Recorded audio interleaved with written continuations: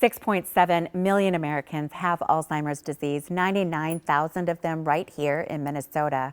And the toll on those people, their caregivers, and their families is a lot on any day, let alone the holidays. But there are strategies, resources, and of course, a community here to support families on this journey.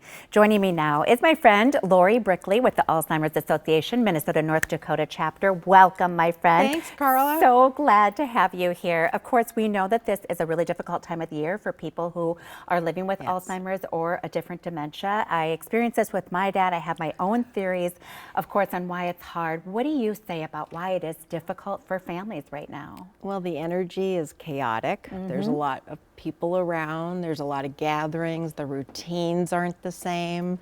So it's difficult for someone with cognitive difficulties. Everything's kind of shaken up. Yeah, no question, and it is overwhelming for them, and that's the word that I so often use because it's so relevant at this time of the year.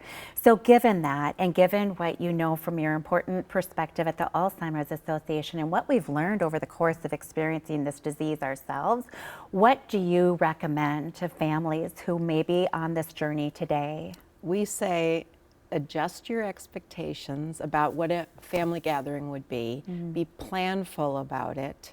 And if the loved one is in the early stages of cognitive difficulties, talk to them about what they want the events to look like.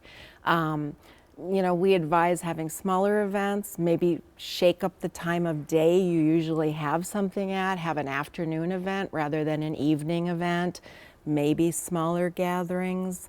Another recommendation, Carla, is that have a quiet space the person can retreat to take a rest. And think about activities that might be more, not big group things with loud noises, but smaller one-on-ones where a couple people visit with the loved one in another room.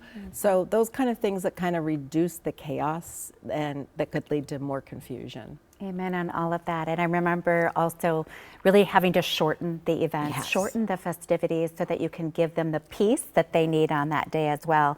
And you know, we talked about the commercial that is out there, that car commercial where the granddaughter takes her grandma aside and has those one-on-one. That is also part of the advice, isn't it? Just to maybe separate them and have those one-on-one conversations. Yes, and do things with them that they love. So listen to music, look at a photo album that might have the names of people in that photo album, but things that they would have loved to do. Watch a holiday movie, quieter activities that can just make things a little calmer. Amen. And I think the first tip, that's the advice that you should remember. If you remember only one piece of your advice today, I would say adjust your expectations is the key part of it.